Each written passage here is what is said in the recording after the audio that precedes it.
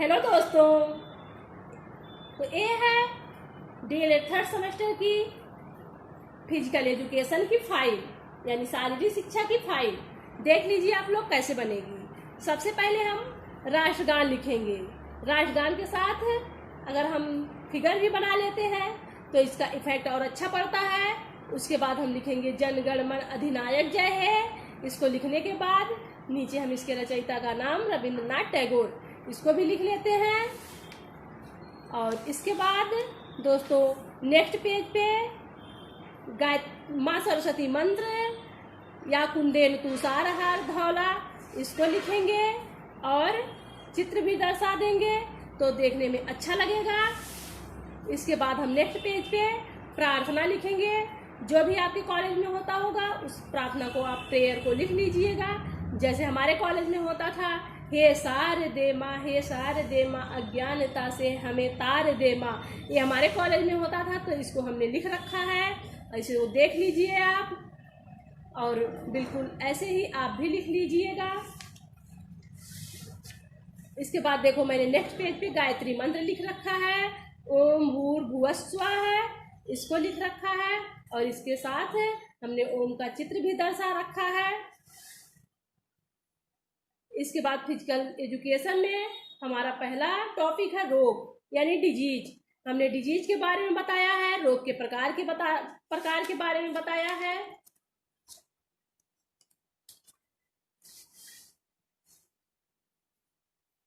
इसके बाद दोस्तों संक्रामक रोग के बारे में उसकी डिफिनीशन बताई है। उसके बाद हैजा के बारे में बताया है। और हैजा का जो जीवाणु होता है उसका फिगर भी बना रखा है, आप भी ऐसे बना सकते हैं। उसके बाद हैजा के लक्षण भी बताए हैं मैंने, और हैजा के बचाव के उपाय क्या क्या हो सकते हैं इसको बताया है हमने। और उसके बाद हैजा में खाने योग्य भोज्य पदार्थ क्या क्या होते हैं इसको बताया है। दोस्तों इसको आप जो भी डिजीज, दूसरी डिजीज भी लिख सकते हैं, जरूरी नहीं है कि आप यही डिजीज लिखें, जो भी आपको इजी लगे उसको लिख सकते हैं। इसके बाद हमने दूसरा टॉपिक मलेरिया लिया है। यहाँ देखो मादा एनोफिलीज मच्छर का चित्र भी बना रखा है। और इसके बाद मलेरिया के लक्षण बताए हैं हमने कि मलेरिया होने के बाद उसके कौन कौन से लक्षण होते हैं, और मलेरिया के बचाव के उपाय आगे हमने बताए हुए हैं। इस प्रकार से आप भी फाइल को बना सकते हैं। उसके बाद हमारा नेक्स्ट टॉपिक जैसे हमने डाल रखा है स्काउट गाइड। स्काउट गाइड के बारे में हमने थोड़ा सा बताया है कि स्काउट गाइड क्या होता है। उसके बाद हमने बताया है कि स्काउट गाइड का लक्ष्य और सिद्धांत क्या होता है, इसको हमने बहुत ही अच्छे से बताया हुआ है, आप ऐसे लिख सकते हैं। इसके बाद हमने स्काउट गाइड की प्रतिज्ञा को बताया है कि वो स्काउट गाइड जो होते हैं वे किस प्रकार से प्रतिज्ञा लेते हैं, इसको हमने बताया हुआ है। और प्रतिज्ञा बताने के बाद हमने स्काउट गाइड के नियम को 8 पॉइंट में बता रखा है, इसको भी आप अच्छे से ऐसे ही फाइल में लिख सकते हैं। इसके बाद दोस्तों हमने स्काउट गाइड के कार्य क्षेत्र क्या क्या होते हैं इसको दर्शाया हुआ है। और उसके बाद आयु के अनुसार जो स्काउट गाइड होते हैं उनका विभाजन होता है, उनको नाम प्रदान किया जाता है।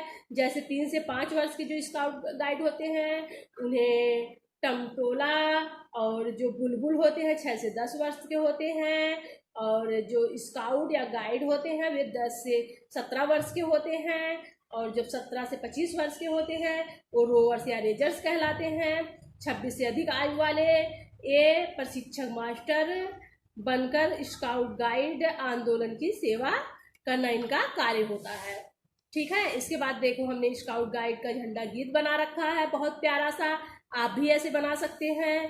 फिर हमने उसके झंडे के नीचे झंडा गीत को बनाया हुआ है, लिखा हुआ है कि भारत स्काउट गाइड झंडा ऊंचा सदा रहेगा, ऊंचा सदा रहेगा झंडा, ऊंचा सदा रहेगा, नीला रंग गगन सा विस्तृत भातृभाव फैलाता है, बिदल कमल 3 प्रतिज्ञाओं की याद दिलाता है और चक्र कहता है प्रतिपल आगे कदम बढ़ेगा, ऊंचा सदा रहेगा झंडा, ऊंचा सदा रहेगा भारत स्काउट गाइड झंडा ऊंचा सदा रहेगा। इस प्रकार से आप भी लिख सकते हैं। इसके बाद हमने प्रार्थना लिखा हुआ है कि जो स्काउट गाइड में प्रार्थना गाई जाती है, दया कर दान विद्या भक्ति का हमें परमात्मा देना, इसको भी आप ऐसे ही अच्छे से लिख सकते हैं और सजा के भी लिख सकते हैं। इसके बाद स्काउट गाइड का जो आदर्श वाक्य होता है, स्काउट गाइड का प्रेरक वाक्य होता है तैयार रहो, इस प्रकार से आप दर्शा सकते हैं।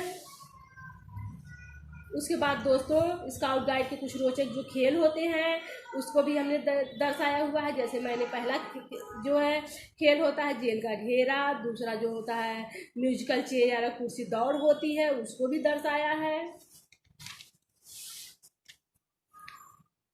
फिर जो है दोस्तों स्काउट गाइड के कुछ नारे होते हैं, जैसे जन्म जहाँ पर हमने पाया, अन्य जहाँ का हमने खाया, वस्त्र जहाँ का हमने पहना, इस प्रकार से कुछ नारा होता है, उसको भी हमने दर्शाया हुआ है। आप ऐसे लिख सकते हैं और भी नारे लिख सकते हैं। उसके बाद हमने दोस्तों नेक्स्ट टॉपिक बोन रखा है। बोन यानी अस्थियाँ, अस्थि के बारे में बताया है। उसके बाद फिगर के माध्यम से भी दिखाया है कि अस्थियाँ कैसी होती हैं। फिर दोस्तों अस्थियों का कार्य क्या होता है इसको दिखाया हुआ है। बिल्कुल अस्थियों की संख्या कितनी होती है इसको बताया है। आप भी बिल्कुल ऐसे बता सकते हैं। फिर दोस्तों अस्थियों के प्रकार कितने होते हैं इसको भी हमने दिखाया हुआ है। आप बिल्कुल ऐसे दिखा सकते हैं, लॉन्ग बोन, शॉर्ट बोन्स, चपटी अस्थियाँ, और फिर है कंट्रास्थियाँ, फिर है अस्मकृत अस्थियाँ।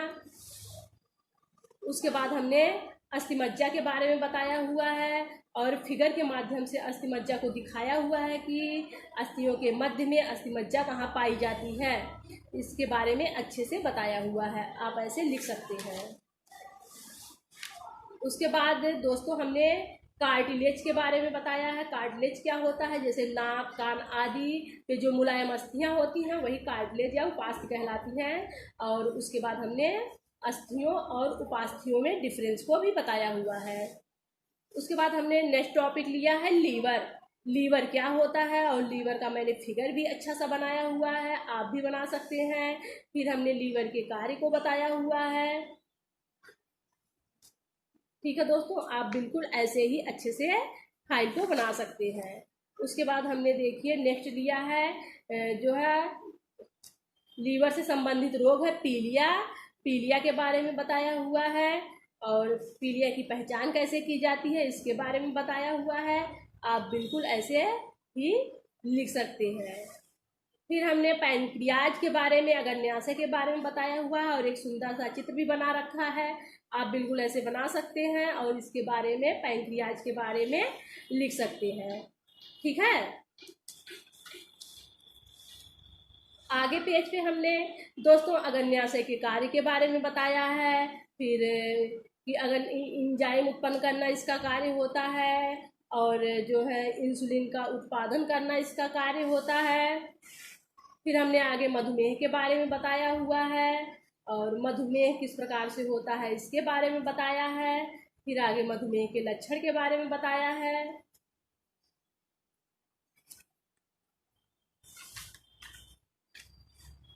और फिर हमने मधुमेह से किस प्रकार से बचा जाता है इसको भी बहुत ही अच्छे से पॉइंट के माध्यम से समझाया हुआ है। तो दोस्तों आप इस प्रकार से शारीरिक शिक्षा या फिजिकल एजुकेशन की फाइल बना सकते हैं। और यदि आपको यह फाइल अच्छी लगती है तो मेरे वीडियो को लाइक कीजिएगा, शेयर कीजिएगा और सब्सक्राइब कीजिएगा।